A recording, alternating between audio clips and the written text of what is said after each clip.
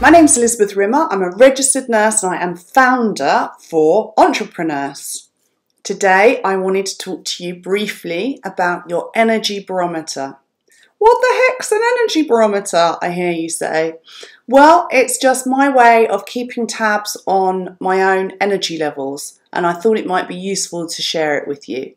I've come to the realization that energy levels are really important in terms of productivity and getting things done and feeling good about yourself generally. And I've also become quite aware, I guess it's an age thing, that you can do things that will help to improve your energy levels, because let's face it, life is pretty tough. And I find the older I get, the more difficulties there are in life.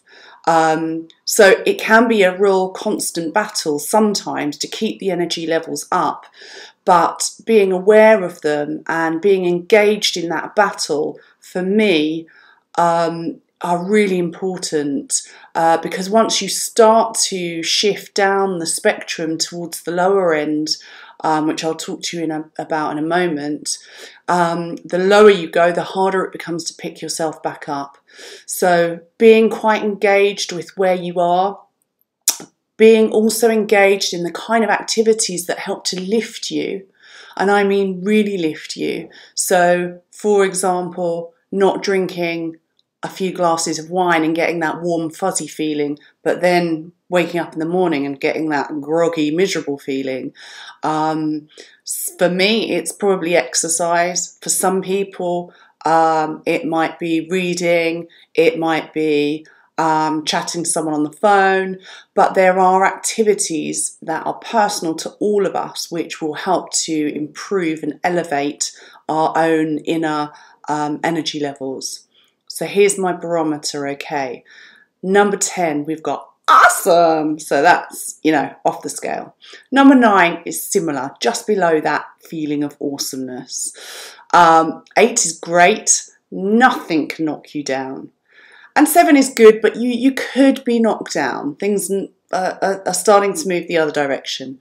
6 is what I call hell. You're just flat. You're living, it's tickety-tock, day in, day out, same shit, different day, hell. 5, you're in danger, you can easily go down now. 4, you're depressed. 3, you're depressed and you need help. 2, you're depressed, you need help, but you don't want it.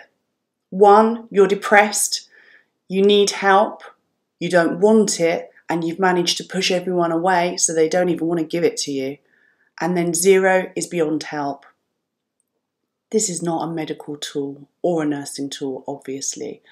This is not a depression assessment. This is about energy levels. So what I want you to do now is to have a think right now, right where you are now in this current moment in the day, in this current point in your life, current point in the week. Where is your energy barometer? Are you jumping up and down, whooping for joy with a number 10, awesome, or just very slightly underneath that, similar at number 9? Are you 8? You're feeling great and there's nothing that's going to knock you down. Are you 7? You're good, but you could be knocked down.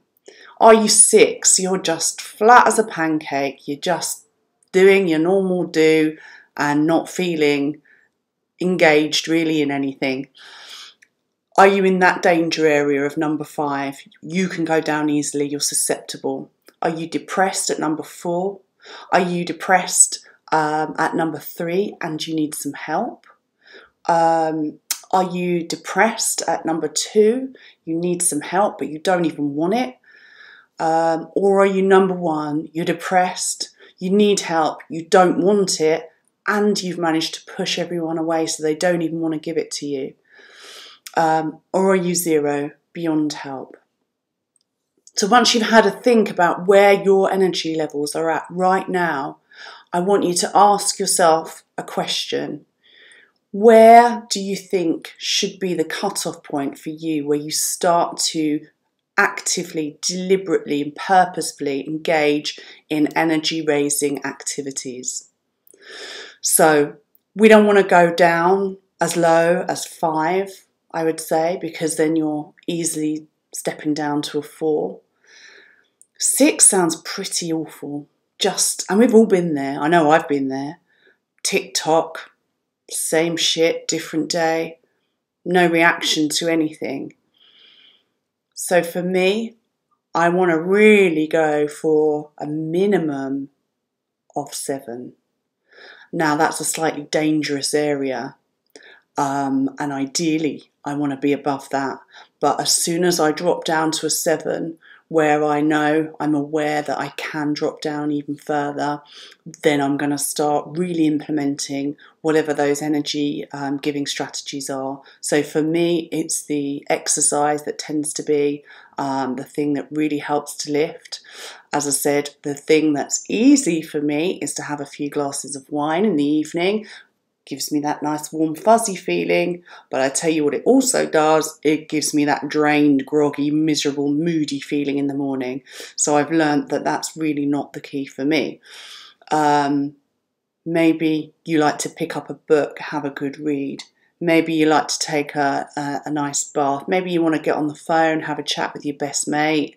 Whatever it is, the better you are at identifying those activities that give you energy, the better you can actively manage your energy levels.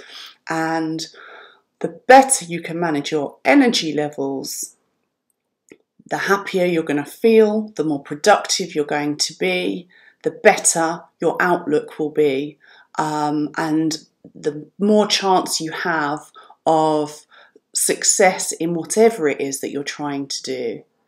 So check out the energy barometer, assess where you are right now, assess what's the lowest point you really want to allow yourself to get to before you do something about it.